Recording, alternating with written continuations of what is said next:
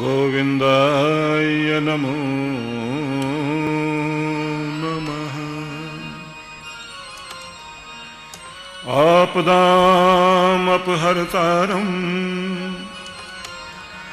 दातारं सर्वसम्पदां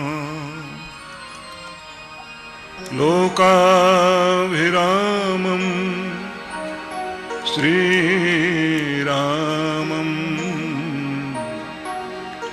भूयो भूयो नमाम्यहम्।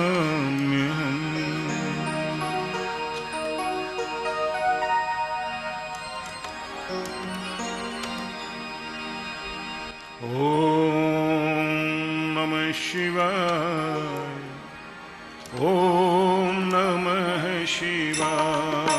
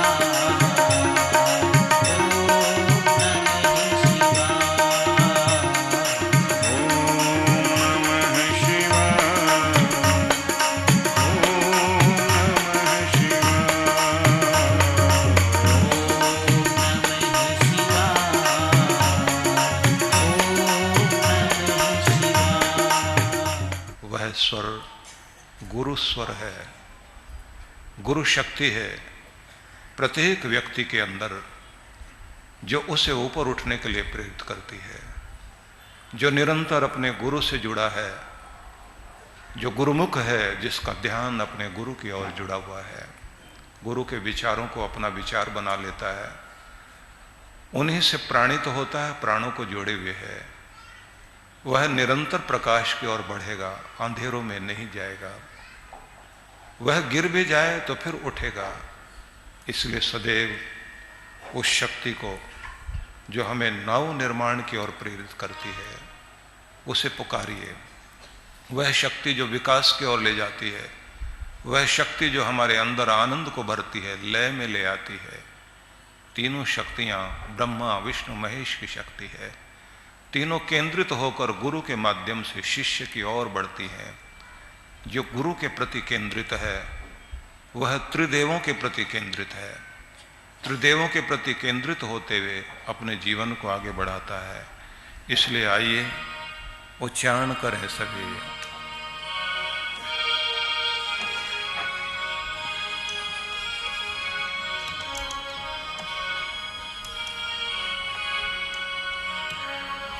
गुरु ब्रह्मा गुरु विष्णु गुरुदेवो महेश्वरा। गुरु ब्रह्मा गुरु विष्णु गुरुदेवो महेश्वरा।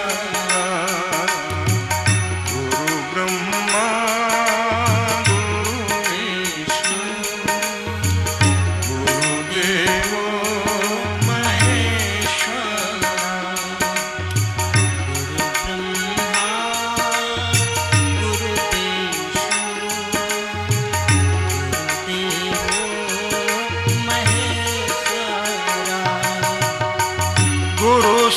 साक्षात् परब्रह्म तस्मै श्री गुरुवे नमः। गुरु साक्षात् परब्रह्म तस्मै श्री गुरुवे नमः। गुरु साक्षात् परब्रह्म तस्मै श्री गुरुवे नमः। गुरु ब्रह्मा गुरु विष्णु गुरुदेवो महेश्वरा।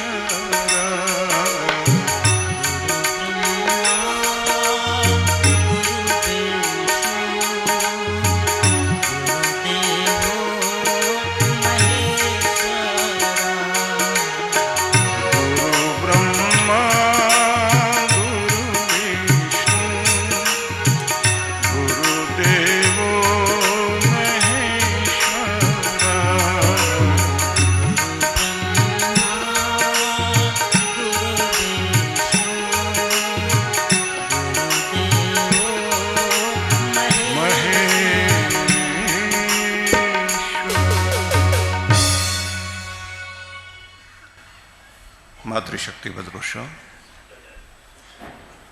संध्या काल की इस पवित्र वेला में हम सभी इस पुण्य नगरी पूना में सत्संग प्रांगण में बैठे हुए भगवत चर्चा करने के लिए उपस्थित हैं। भगवान श्री कृष्ण ने जो अमृत में संदेश दिया गीता के माध्यम से, जिसमें अर्जुन को माध्यम बनाया, पूरी मनुष्य जाति के लिए संदेश दिया, उस पर चिंतन करते हुए जिस कड़ी तक हम लोग पहुंचे थे, कहा जा रहा था, कृष्ण कहते हैं मच्चित्ता मदगत प्राणा बोधयन्तः परस्परम कथयन्तस्य माम नित्यम तुष्यन्ति च रमन्ति च। जिनके मन मुझ में रमे हुए, जिनके चित्त मुझसे जुड़ गए हैं, भगवान से। मदगत प्राणः, जिनके जीवन मुझे अर्पित हैं, जिनके प्राणों में मैं बस गया हूं, जिनके प्राण मेरी ओर लगे हुए हैं। बोधयंत परस्परम, जो एक दूसरे को परमात्मा जनाने के लिए, समझाने के लिए चर्चा करते हैं, जिनकी बातचीत में ईश्वर उतर आया है। गुरु और गोविंद, गुरु से गोविंद की ओर की जो यात्रा है, उस यात्रा में यह बड़ा महत्वपूर्ण है कि आपके मन में परमेश्वर उतरे, चिंतन में परमेश्वर उतरे। इस तरह के प्राणों तक परमात्मा का नाम उतर आए, आते जाते श्वास में उसका नाम सिमरन चलता रहे। आपकी बातचीत में परमेश्वर का जिक्र हो। फरीद ने जो कहा था, फरीदा उठ फरीदा जिक्र कर, फिक्र करेगा आप तो सारा दिन फिक्र करता है ना, तो फिक्र छोड़, जिक्र कर। उठ फरीदा जिक्र कर, फिक्र करेगा आप। तेरी फिक्र वो करेगा, तेरी चिंता वो करेगा, तू तो उसका जिक्र करने में लग, तू उसकी चर्चा कर। तेरी सारी चिंताएं जो तेरे मन में रहती हैं, उन चिंताओं को बाहर निकाल, क्योंकि चिंता उसके हवाले कर, और तेरा कार्य तो केवल इतना है कि उसको स्मरण कर, उसकी याद अपने अंदर बसा, और जो उसका हो जाता है फिर उसे कोई संताप नहीं रह जाता, फिर उसे कोई पीड़ा नहीं रह जाती। वो कमल की तरह तालाब में सजा रहता है, सुशोभित रहता है। इसलिए ये ध्यान देने की बात है कि हमारे नित्य निरंतर मन में परमेश्वर की चर्चा हो। परमेश्वर की चर्चा करने के लिए हमें इस बात को ध्यान रखना होगा, जैसे कबीर साहब ने कहा कि तुम्हारा जो ये देह है, इस देह को समझो कि परमात्मा का मंदिर है।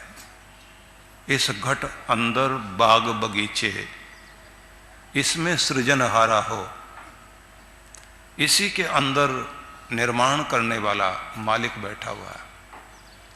इसी में बाग बगीचे हैं, मतलब अंदर बाग बगीचे खिले हुए हैं तो बाहर भी बाग बगीचे अनुभव में आएंगे।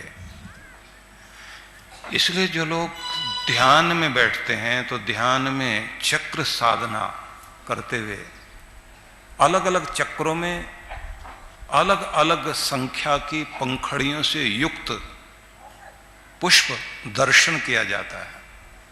जैसे आपके आज्ञा चक्र में 2 पंखड़ियों का कमल है, तो कहीं 12 पंखड़ी, तो कहीं 16 पंखड़ी, कहीं 4 पंखड़ी का। ये अंदर पुष्प हैं। देखा जाए तो पूरा शरीर खोलकर देख लिया जाए तो कहीं कोई फूल नहीं है, लेकिन ये अद्भुत बात है, सितार को पूरा खोल दिया जाए तो कहीं संगीत नहीं है। पूरी बांसुरी को तोड़कर देख लीजिए, संगीत नहीं है, लेकिन सारा संगीत ही बांसुरी से, सितार से प्रकट होता है। खोलकर देखने से पता नहीं लगेगा। कोई व्यक्ति कहे कि मुझे भूख लगी है और डॉक्टर कहे कि मुझे दिखाओ कहाँ लगी है, आदमी दिखा नहीं सकता कि भूख कहाँ लगी है। अंदर दर्द हो रहा है, इशारा करता रहेगा व्यक्ति, यहां है यहां है, डॉक्टर कहेगा कहां है बताओ। इसलिए आपको यह कहना चाहता हूं कि आपके अंदर बहुत कुछ है, लेकिन वो खोलने से देखने से पता नहीं लगेगा, लेकिन होता है। तो आपके अंदर जब ध्यान में बैठेंगे तो कुछ ऐसी चीजें फूल की तरह अनुभव होंगे, जहां पर अलग अलग तरह के रंग, अलग तरह के स्वर, अलग तरह की शक्तियां आपके अंदर विराजमान हैं। जब वो शक्तियां जागृत हो जाती हैं तो ये अद्भुत बात है। किसी का चैतन्य, किसी की एकाग्रता किसी एक दिशा में बढ़ जाए तो कोई सेनापति बन जाएगा, कोई संगीतकार, कोई कवि बन जाएगा, कोई कलाकार बन जाएगा, कोई निर्माण करता हुआ राजमिस्त्री, कोई आर्किटेक्ट, कोई संख्या में लगा हुआ है। तो अद्भुत बात है कि उसके जीवन में हिसाब किताब का इतना कुछ अंदर ज्ञान आ जाता है, संख्याओं का आनंद लेता है। वो संख्या का आनंद लेते हुए देखता है असंख्य संसार है, जितनी गिनती जीरो से ऊपर है उतनी गिनती जीरो से नीचे भी है, और आखिर में व्यक्ति असंख्य पर पहुंच जाता है। व्यक्ति एक सेकंड का लाखवां हिस्सा भी गिनता है। इसलिए भगवान शिव के लिए कहा जाता है कि वो काल पुरुष है। कालः सृजति भूतानि, काल ने ही प्राणी मात्र को जन्म दिया। कालः सृजति भूतानि, काल संघर्ति प्रजा, और वही समेट लेता अपने अंदर सारे प्राणी मात्र को। सर्वे कालस्य वशग, सभी काल के वश में है। काल पुरुषाय नमो नमः, इसलिए उस काल पुरुष को नमन करते हैं। तो काल पुरुष परमात्मा, लेकिन उसने इस शरीर के अंदर ही तरह तरह के वो रूप जो आपको बाहर दिखाई देते हैं सब अंदर रखे हुए हैं। इस घट अंदर बाग बगीचे, इसमें सृजनहारा हो। इसी के अंदर बाग बगीचे हैं, इसी में सृजन करने वाला, निर्माण करने वाला बैठा हुआ। इस घट अंदर 7 समंदर, इसमें 9 लाख तारा हो। इसी में 9 लाख मतलब असंख्य तारे, इसी में 7 समुद्र, इस घट अंदर पारस मोती, इसमें परखनहारा हो। मोती भी, हीरे जवाहरात भी अंदर ही हैं। प्रश्न उठेगा कि इतना कुछ अंदर है तो पता कैसे लगे? तो देखिए, किसी ने अगर बहुत सुंदर डिजाइन किए, किसी ने डिजाइन किया ताजमहल, तो किसी ने एफिल टावर, किसी ने चाइना की दीवार बनाई, जो आश्चर्यचकित कर देती हैं चीजें। निर्माण करने वाले व्यक्ति के मन में पहले कल्पना आई, पहले मन में आपके आती है चीज और उसके बाद में कागज पर उतरती है। मन में नहीं हो तो फिर कागज में भी नहीं उतरेगी, और मन में पहले से कुछ नहीं होता। एक बिजली सी चमकती है आपके अंदर, एक अचानक आइडिया आता है, अचानक सूझता है आपको कुछ नया, जो ये नया सूझता है और फिर उस पर आप काम करने लग जाएं। आप आश्चर्य करते हैं कि ये सूझा कैसे मुझे। जब भी आप अपने मूड में होंगे, जब भी दुनिया से बेखबर, चिंताओं से बेखबर, जब भी आप शांत और जब भी आप आनंद की अवस्था में होंगे, उस समय किसी एक चीज पर ध्यान टिकाकर उसको मस्ती से आप देख रहे हो, कुछ नया और बेहतर क्या हो सकता, और अच्छा क्या सोचा जा सकता है। ऐसे जैसे आप मूड में होते हैं, अचानक बिजली कौंधेगी आपके अंदर, आइडिया आ जाएगा और फिर नया निर्माण होता है। अब आप सोचेंगे कि आपके अंदर अपने आप आइडियाज आ रहे हैं। नहीं, अपने आप नहीं आते। बस आपको तो अपना बर्तन तैयार रखना है। बरसने वाली बूंदे तो परमात्मा से आते हैं, वहां से आकर गिरता है आपके अंदर। बिजनेस वाले को नए बिजनेस के आइडियाज मिलते जाएंगे, कलाकार को नई कला, संगीतकार को नई धुन, कवि को नई कविता। इसलिए जो ज्यादा बड़े कलाकार हैं वो हर समय सावधान रहते हैं। चार्ली चैपलिन,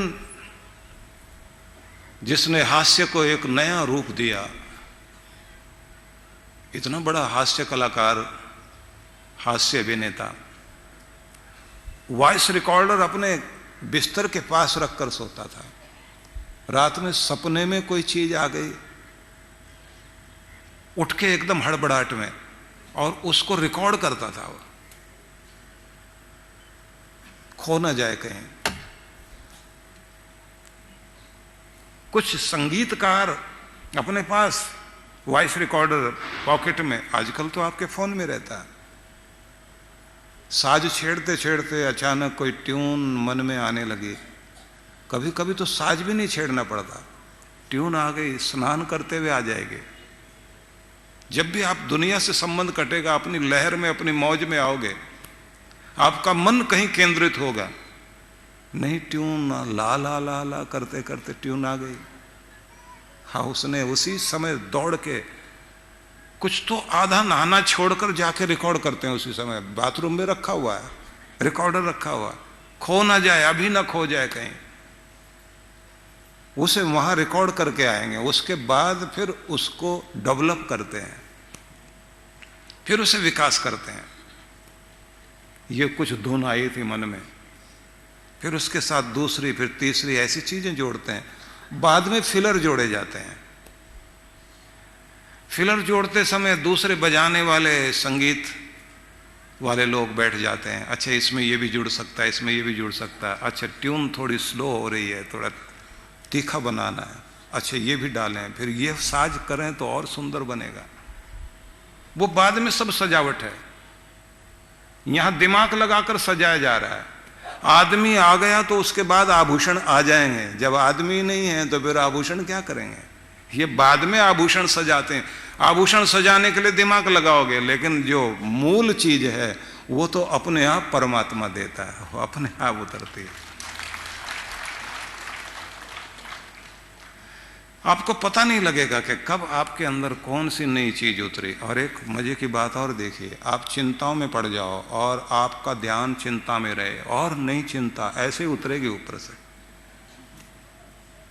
और नया डर, ये तो मुझे सोचा ही नहीं था, ये और मुसीबत नहीं, आप ऐसे करोगे फिर। इसलिए सदगुरु कभी भी आपको ये नहीं कहता कि चिंताओं में, आप परेशानियों में मन लगा के रखो, समाधान पर ध्यान दो। अच्छा ऐसे भी सुलझा सकता हूं, अच्छा ये तरीका भी हो सकता है, और क्या तरीका हो सकता है, अच्छा बेहतर तरीका क्या हो सकता है, बस इस पर ध्यान दो आप। जब बेहतर बेहतर तरीके पर आप जब सोचने लग जाते हैं, और फिर उनकी जो आपने तरीके सोचे उसमें कमी कहाँ रहेगी, उसे और ठीक करना, और ठीक करना, तो ये सब जब करने लग जाते हैं तो समाधान समझ में आने लग जाते हैं। और आपको जब सुलझाना आ जाए समस्याओं को, फिर आपको कभी भी समस्या आएगी, आप कहेंगे मैं सुलझा लूंगा, मैं ठीक कर लूंगा, तरीका निकल आएगा कोई ना कोई। घर के लोग परेशान हो रहे होंगे, वो कहेगा आप घबराओ नहीं, मैं कोई ना कोई तरीका ढूंढ लूंगा, आएगा कोई ना कोई तरीका, कोई ना कोई चीज निकल आएगी। लोग कहेंगे बताओ तो सही क्या, बोले अभी नहीं बता सकता, लेकिन कुछ आएगा अंदर से, क्योंकि वो साहसी हो गया, इसलिए उसको समस्या का समाधान समझ में आता है, डरे हुए आदमी को नहीं आएगा। तो निवेदन है सभी से कि आप अपने अंदर उस एकाग्रता को बनाओ, जिस एकाग्रता में आप पात्रता विकसित करते हैं, पात्र बन जाते हैं, और परमात्मा आपको छूता है, और आपको समस्याओं का समाधान ही नहीं, भगवान आपको शक्ति से संपन्न कर देता है, क्योंकि अंदर ही सब कुछ है। अंदर से निकालना सीखो, अंदर का दोहन करना सीखो, अपने अंदर के हीरे मोती का लाभ उठाना सीखो। किसी ने भी बाहर से कोई ट्यून अगर नकल ना की हो, असलियत बाहर से कभी नहीं आती। हाँ, ये हो सकता है कि बाहर घटती हुई घटनाओं से प्रेरणा ले सकते हो। पंछी को उड़ता देखकर इंसान ने उड़ना सीखा, तैरते हुए मछलियों को देख करके व्यक्ति ने तैरना, और अंदर अंदर चलने वाली मछलियों को देखकर पनडुब्बियों का निर्माण हो गया। पुल बनाने वाले भी जीव हैं, एक ऊदबिलाव की तरह का जीव होता है जो जर्मनी में है। उस जीव की आदत ही ऐसी है, पेड़ों को काटेगा बहुत जल्दी जल्दी, और उन्हें गिराकर पानी के अंदर पुल सा बना लेता है, उसके अंदर अपना घर बनाता है, वहां वो बच्चे देता है। तेज धार बहती रहती नीचे से। आदमी ने देखा, उसके बाद पुल निर्माण की स्थितियां बनी। जैसे महिलाएं स्वेटर बुनती हैं, ऐसे एक दर्जी पक्षी होता है, वो अपनी चोंच से घोंसला बुनता है।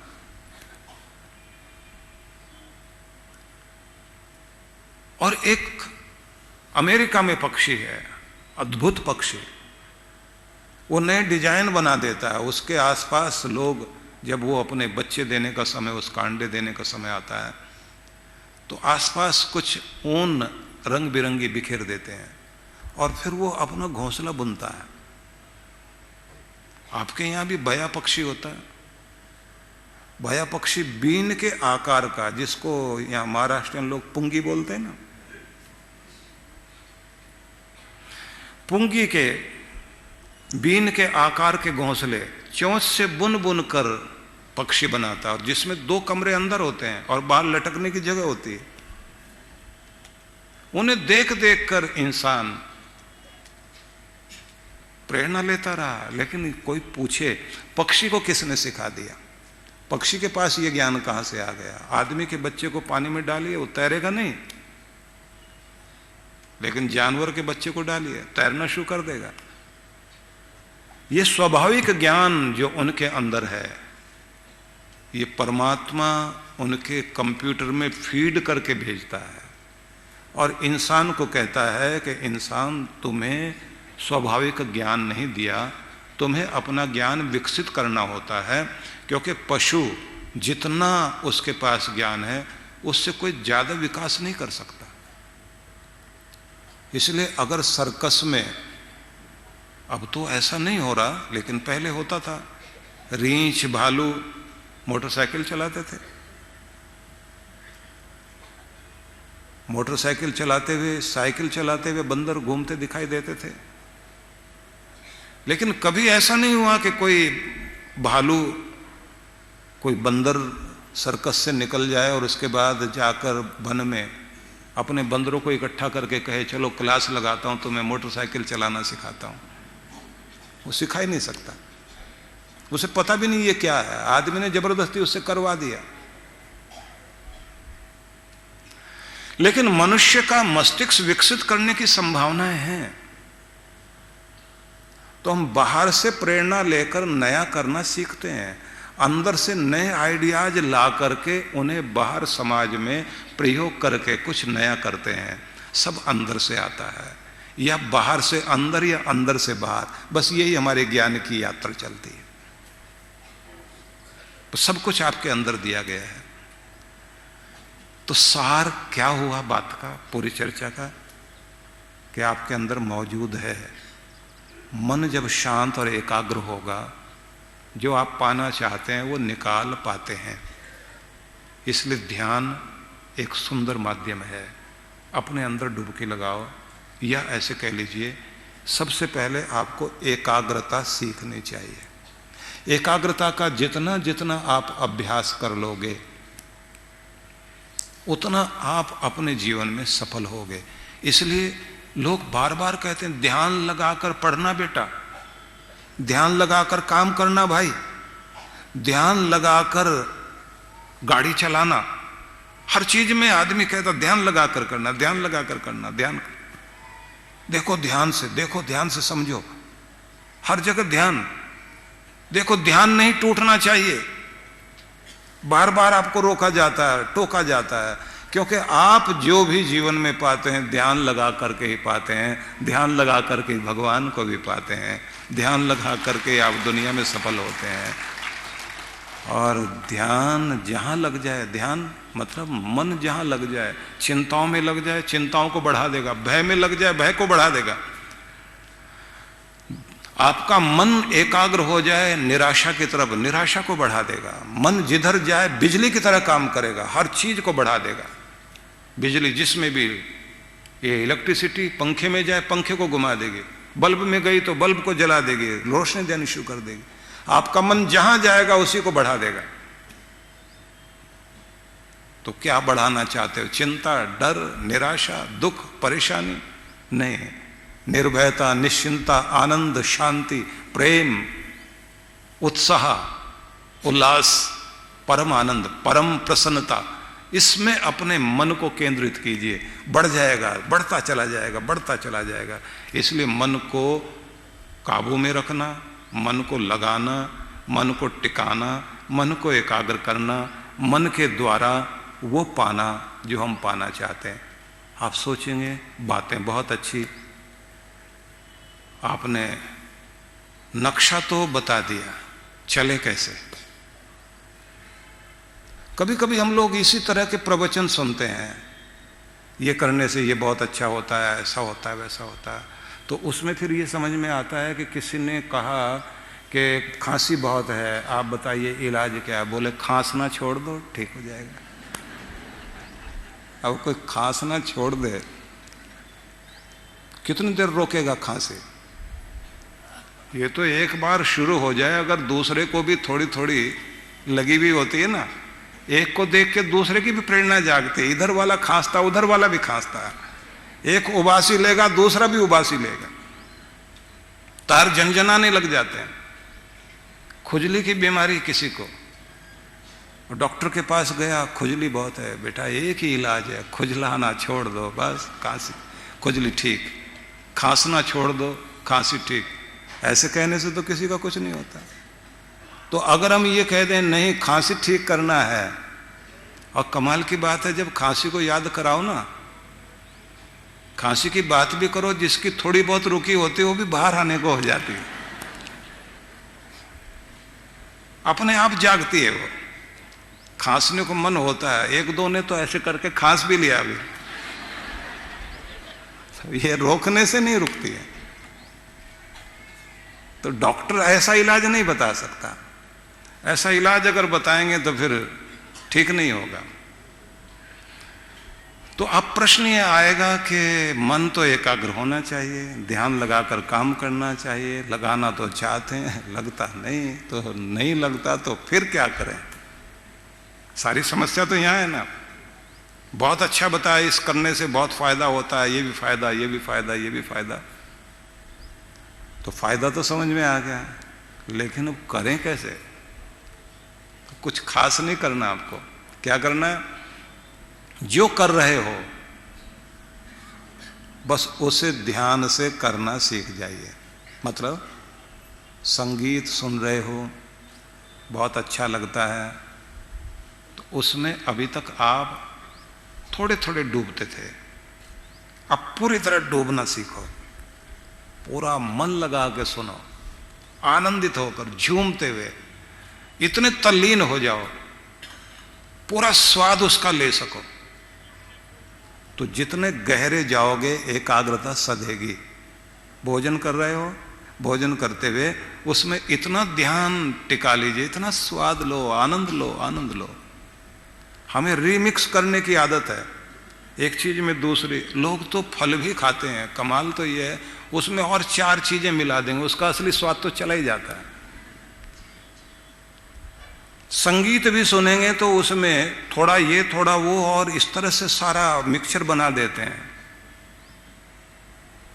आप भोजन करें तो भोजन में पूरा मन लगाइए, संगीत सुने, संगीत में पूरा मन लगाइए, खेलने के लिए जाएं, पूरा मन खेलने पर लगा दीजिए। जब पूजा करने बैठे पूरा मन उसमें टिका दीजिए। आप खंडित मन लेकर भगवान की पूजा में नहीं जाना। भोजन भी करो तो पूरे मन से आपको पूरा पूरा उतरना आना चाहिए। कुछ करने की जरूरत नहीं है, बस थोड़ा सा जो भी आपको रुचि है जिस भी काम में, उसमें थोड़ा और आगे बढ़ जाइए। यहाँ से प्रैक्टिस शुरू करो।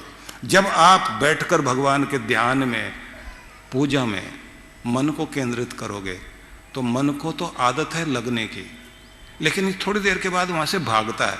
आप पकड़ के टिकाए रखो, थोड़ा और बढ़ाओ और शाबाशी दो अपने मन को। जिन बच्चों का फोकस ठीक नहीं बनता किसी भी बात पर, वो किसी से सही आंख नहीं मिला पाते, इधर उधर देखते रहेंगे, इधर उधर भागते रहेंगे। ये खंडित मन बीमार मानसिकता कहलाती है। लेकिन जब उनका मन टिकने लग जाता है, वो चमत्कार करने लग जाते हैं। आपको भी ऐसे ही करना है। इसके बाद एक अभ्यास होता है त्राटक का, जो 5 तरह का होता है। स्वर का त्राटक, रूप का त्राटक, स्पर्श का त्राटक, सुगंध का त्राटक, स्वाद का त्राटक। स्वाद में मन टिकाना, सुगंध में मन टिकाना, ध्वनि में मन टिकाना, रूप में मन टिकाना, उसी में मन टिकाकर, क्योंकि 5 तरफ मन भागता है। सार ये हुआ, मन टिकता है, इसे बढ़ाया जाए अभ्यास करते करते। जब आप भजन में भगवान की भक्ति के लिए पहले क्या करेंगे, भजन में मन टिकाइए, भजन में मन टिकाते टिकाते फिर जाप में मन टिकाइए, जाप में मन टिकने लग जाए तो उसके बाद मंत्र भी छोड़ा, भजन भी छोड़ा। अब जहाँ आप बैठे हैं खो जाइए, विचार शून्य हो जाए। उसके लिए क्या करना, प्रार्थना में मन टिकाना। प्रार्थना में जाने के लिए स्तुति में मन टिकाना। स्तुति कैसे, तू रहीम है, तू करीम है, तू दयालु है, तू कृपालु है, तू माता है, तू पिता है, तू बंधु है, तू सखा है, तू जीवन धन है, तू मेरा सर्वस्व है, तू मेरा सब कुछ है। तू ही खिल रहा है फूलों में, नदियों में बह रहा है, सितारों में चमक रहा है। तेरा ही माधुर्य फलों में दिखाई देता है और तेरा ही माधुर्य संसार के सौंदर्य में दिखाई देता है। तू सर्वत्र है, तू ही तू, तू ही तू, तू ही तू, तू ही तू। हे मेरे रब, तू मेरे अंदर भी है, तू मेरे बाहर भी है, तू मेरा हाथ पकड़े हुए, तू मेरा साथ लेकर साथ साथ चलते हुए हर समय मेरे आसपास नहीं मुझ में रहता है। मैं तुझे प्रणाम करता हूँ। प्रणाम प्रणाम प्रणाम प्रणाम। तेरी कृपाओं के लिए धन्यवाद धन्यवाद धन्यवाद। क्या नहीं दिया, कितना कितना दिया, हमेशा देता ही जाता है, कोई शर्त नहीं। देते हुए तेरे हाथ नहीं दिखाई देते, तेरा दिया हुआ सब कोई प्राप्त कर रहे हैं। तेरे नाम अनेक हैं, लेकिन तू किसी भी नाम से सुनता जरूर है पर तू दिखाई नहीं देता। लेकिन तेरे द्वारा ही दिखाई देता है, क्योंकि तेरी ही कृपा आंखों में ज्योति बनकर बैठी हुई है, जिसके कारण मैं देख रहा हूँ। मेरे प्राणों में भी प्राण बनकर तू ही बैठा है, मेरे हृदय की धड़कनों में भी गति बनकर तू ही ठहरा हुआ है। सर्वत्र तू ही तू है। प्रणाम प्रणाम प्रभु, प्रणाम मेरे दाता, प्रणाम मेरे भगवान। ऐसे कहते कहते अपने अंदर खो जाइए। बस यहाँ से ध्यान शुरू।